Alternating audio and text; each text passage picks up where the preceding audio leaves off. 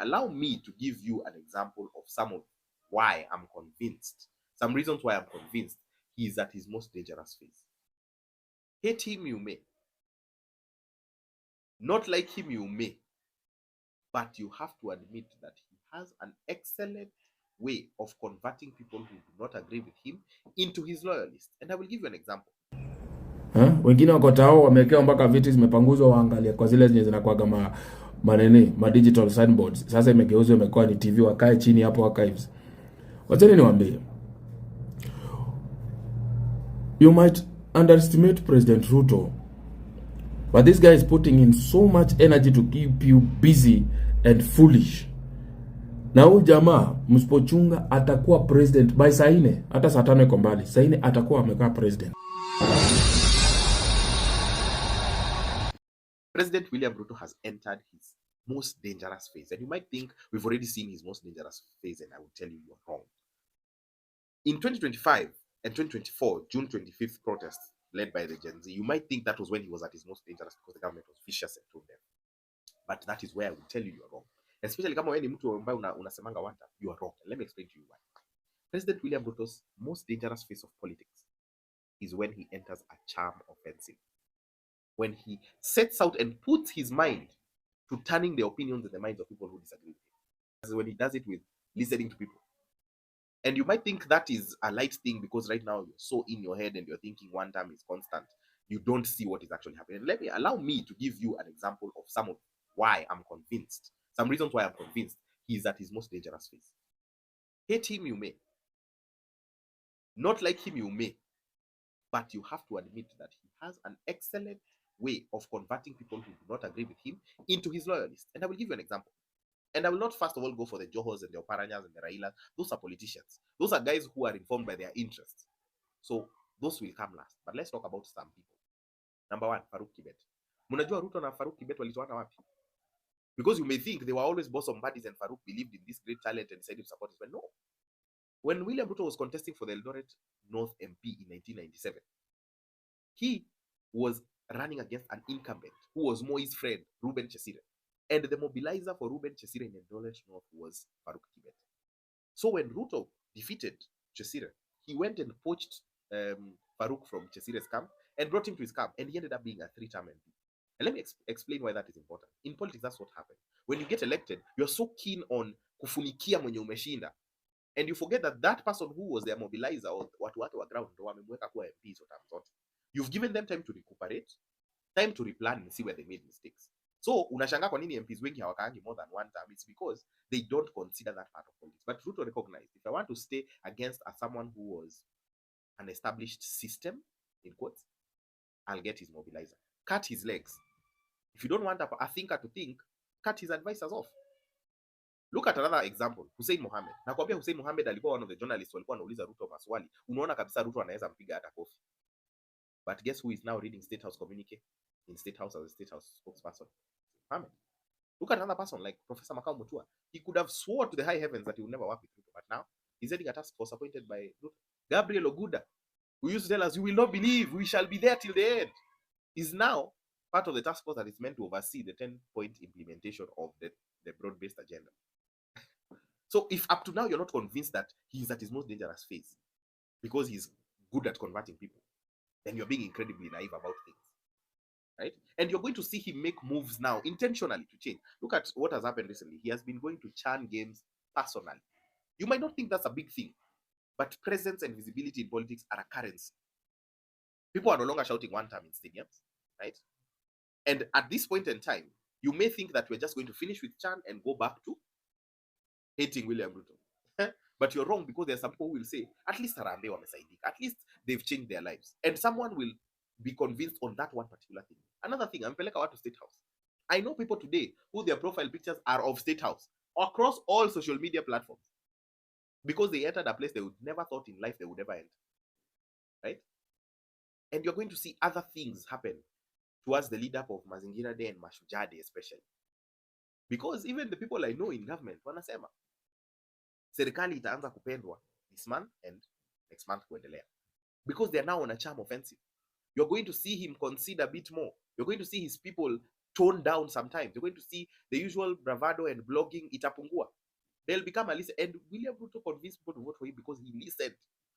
And that man has not changed. He has an excellent talent of recognizing what he needs to be at what time. And he said this before. There was a time parliamentarians called a PG or were called to a PG. And they went and told William Ruto, bwana, we are very unpopular. Policies zetu haziingii kwa ground, watu wanatuchukia. And his response was, a politician needs to know when to be popular and when not to be popular. He has entered that phase. So kama wewe ni mtu unasemanga uko kwa opposition ama you just believe in one term, you're going to be very disappointed seeing your favorite suddenly go quiet on one term matters. You're going to be very surprised when you see them go quiet and then come back saying two term and kumi bila break. It's because William Ruto has entered the charm offensive. So you need to be aware. You need to keep your focus. Yeah, because contrary to what you believe, William Ruto is very principled. Ndio maana unasikianga akisema vitu kama, and you know, people confuse principle to be virtue. Principle is not virtue. It's a conviction and a belief that if I follow through with a set of action and a course of action or a direction I'm taking, it will give me a desired effect. That desired effect might not be positive to you, but it's my desired effect. That's why unasikianga akisema vitu kama, oh, niko na experience ya kufanya hii kazi, sina excuse ya kutofanya hii kazi, lazima niifanye. Because he's in a principle phase. And let me tell you, sasa akifocus principle ni kugeuza mind za watu, you better be careful who you will let disappoint you, because there will be a lot of them will change and turn. Yo Wakenya, ni aje Truth Watchdog na ingine. Mnakumbuka hapa nikiwaambia hawa wase walikuwa wanajiita FBI, hii ilikuwa tu ni prank. Nikaambia majeshi na mapolisi mchichunge, wakashikashikwa hapo in stylish. Later on wakakuwa released. Mkamwona hapa sijui anaitwa sijui nani huyo wa magereza. Amejikasirisha hapa comment section akiniongelesha venye anataka. Now kuna hii nyingine and I need you to pay attention. Kuna hii kitu imeletwa sijui inaitwa CHAN Wakenya wamechangamuka sana na football. Football. Mnaambiwa ati security imewekwa sijui kwa field gani, before fike huko lazima uko verify ticket yako. Mepanga maline refu. Wengine wako tao wamewekewa mpaka viti zimepanguzwa waangalia kwa zile zenye zinakuaga ma digital signboards. Sasa imegeuzwa imekuwa ni TV, wakae chini hapo archives. Wacheni niwaambie. You might underestimate President Ruto, but this guy is putting in so much energy to keep you busy and foolish. Na huyu jamaa msipochunga atakuwa president by saa 4, hata saa 5 iko mbali. Saa 4 atakuwa amekaa president. Na hakuna kitu mtadu sababu ya ujinga wenu. So nyinyi mmejitoa, mumeenda watch football. Mko busy sana, CHAN Kenya lazima ishinde. Kenya ishinde zishinde, what do you get? Nothing. Okay? At the end of the day is nothing. But you're not seeing the bigger picture here. So tumeambiwa ofisi za UN zimekuja.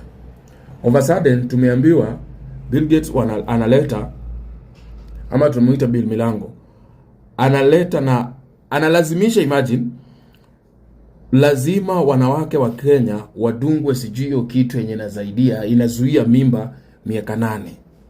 Contraceptive yake ya miaka 8. Si kuna coil hata ya 10 years. What is wrong with the coil? In short, hawa sana wako poa. Nyinyi dinyaneni mpate ukimwi mkufe, hakuna shida, lakini msipate mimba. In short, wewe uko busy una watch football. Hakuna kitu yenye udistract mtu mwenye ako na akili kama entertainment. And that is what the Roman empires used to do. Walikuwa wanajua wakitaka kupitisha serious issue ama kufanya kitu fulani yenye sasa for example Romans hawatakubaliana nayo, walikuwa wanaleta circus. Wanaenda wanapeleka wase kwa arena, kuna kuwa na vita, wase wanajaa huko. Wanaenda kucheki imaze akili za napigana na nani. Wase wanakaa wana watch. Vita kali, unasherekea nini? Umalaya unaendelea huko ndani, mbaya. Kesho mnakuja, mnapata kitu fulani imepitishwa. Ulikuwa wapi kukataa? Ulikuwa wapi ku observe and say ama alert people you're busy watching football in the middle of the town because uliwekewa plastic chair watch? Something is going to pass here, and I'm telling you, something is going to pass. Mutapiga mdomo, it will be too late. Very late. And you remember this voice. This personal face yenyewe mnatukana. You will remember it just like it has been happening for the last 4 years. Na kuambia kitu una doubt inakuja inakulima. 4 years inakuja inakulima. If there is entertainment without money, it is brokenness. And when people are broke and desperate, they will do anything. Na nyinyi, you will do anything by yourselves for placing yourselves exactly where you're supposed to be. Because remember, Ruto is not the minion. He's the player of this chase. And you have decided to be buttons. And by the time you're waking up, it will be too late.